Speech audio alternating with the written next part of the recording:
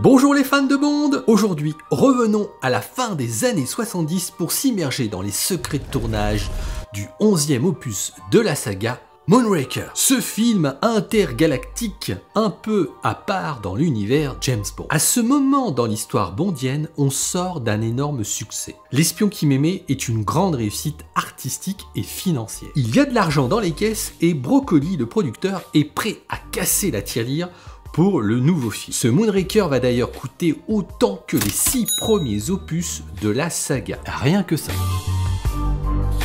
Une preuve de l'opportunisme du producteur, au moment de la fin de L'espion qui m'aimait, on nous annonce rien que pour vos yeux. Oui, sauf que 2 films américains rencontrent un énorme succès à l'époque et vont tenter Broccoli à changer son fusil d'épaule. Il s'agit de Star Wars et Rencontre du troisième type. La conquête spatiale américaine va aussi inspirer ce long métrage. Souvenez-vous que dans les années 70, les États-Unis lancent un programme de construction de navettes spatiales et au moment de la production de ce Moonraker, la première navette est prête et les premiers tests sont en cours. La navette Columbia fera son premier vol en 1981, soit 2 ans après la sortie de ce Moonraker. Qu'à cela ne tienne, un roman non encore adapté va servir d'appui à ce film. Un roman qui raconte une histoire de fusée dévastatrice et un méchant qui souhaite anéantir Londres. Entourloupe dans l'azimut, oui c'est comme ça qu'il s'appelle en français, sert donc de caution pour élaborer le scénario de ce film. Dans le process d'écriture de son long métrage, on voit à quel point un lieu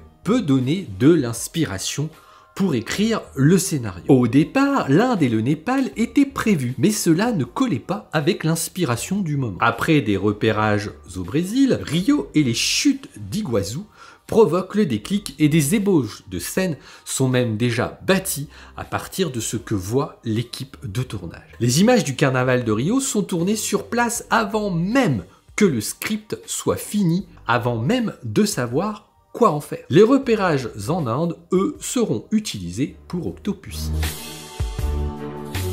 On le sait, le pré-générique d'un Bond est déjà à cette époque une scène qu'il ne faut pas rater. Elle donne le ton du film. La scène pré-générique d'Octopussy aurait dû au départ être utilisée pour ce long métrage. Toujours à la recherche d'innovation, souvenez-vous d'ailleurs, le jet ski dans L'espion qui m'aimait, une première mondiale. Broccoli, le producteur, entend parler d'un ULM ultra rapide aux États-Unis. Il envoie un membre de son équipe pour étudier la mise en œuvre d'une séquence.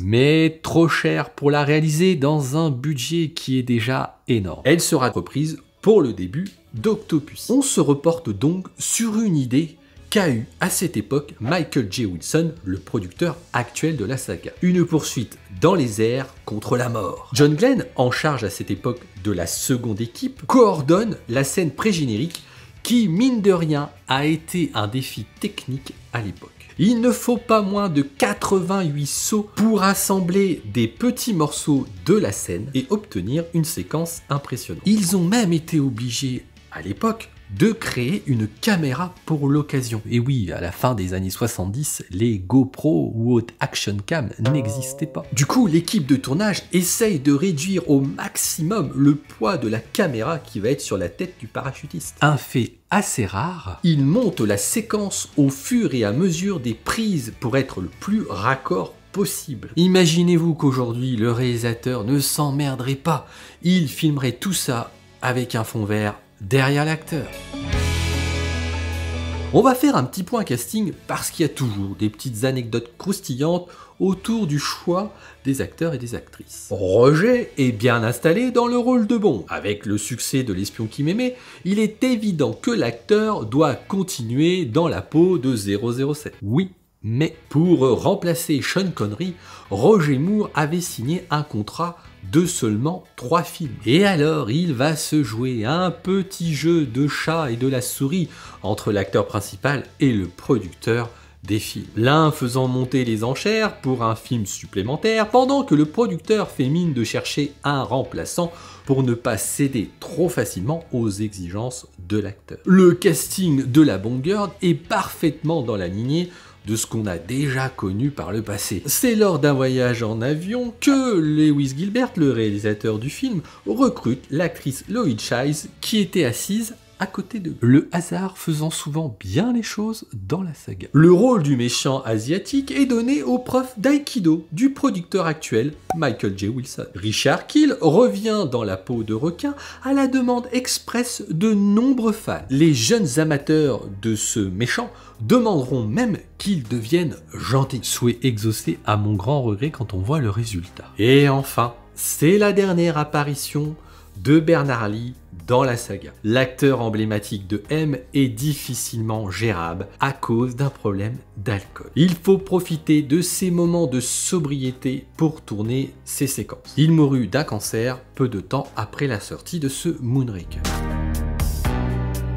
Saviez-vous que c'est certainement l'un des Bonds les moins british de toute la saga? Ce film n'a quasiment pas mis les pieds au Royaume-Uni. La raison principale? Une histoire de pépette. La fiscalité. À cette époque, le gouvernement britannique taxe énormément. On arrive à un sommet qui sera réformé peu de temps après la fin des années 70 par l'arrivée au pouvoir de Margaret Thatcher. Mais en attendant, pas question de tourner dans l'habituel studio Pinewood. Ils vont donc se retourner vers la France. Ils réquisitionnent pour l'occasion tous les studios disponibles sur Paris. C'est ainsi que Ken Adam monte ce décor dans un des studios et cet autre décor dans un autre studio de la capitale française. Puis un autre studio est utilisé pour la scène de la centrifugeuse. Ce rythme effréné n'est pas sans poser de problème avec les équipes françaises, peu habituées aux exigences d'une superproduction comme un James Bond. Du fait de tourner en France, cette production va devenir une coproduction franco-britannique. C'est pour cela que bon nombre de Français figurent au casting de ce film.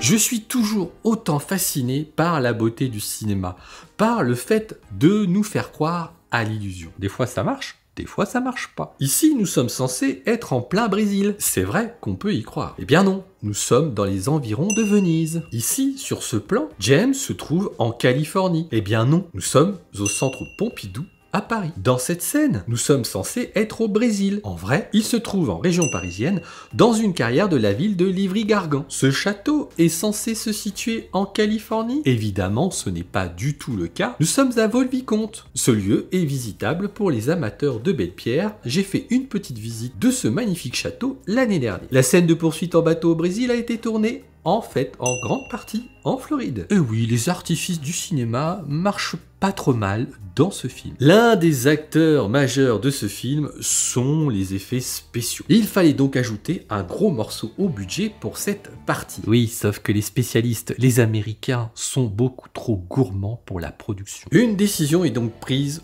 pour se débrouiller en interne avec les moyens du bord. Et c'est le principe de la superposition qui va être utilisé pour ce film.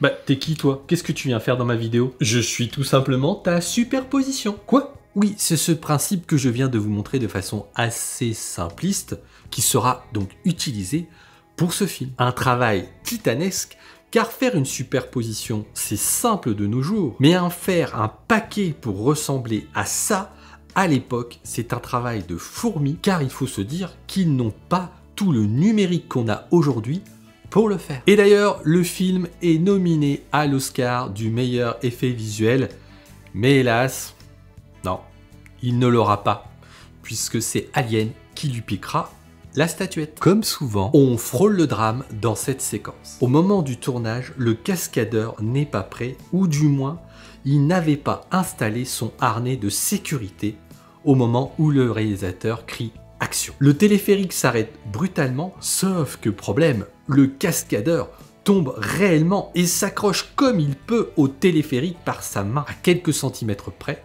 on frôlait la mort sûre et certaine avec la chute qu'allait faire le cascadeur. Alors, comme je l'ai dit tout à l'heure, ce film a été adapté d'un roman, Entourloupe dans l'azimut, et si vous avez envie de voir quelles sont les différences entre le roman et le film, je vous invite à me rejoindre dans cette vidéo.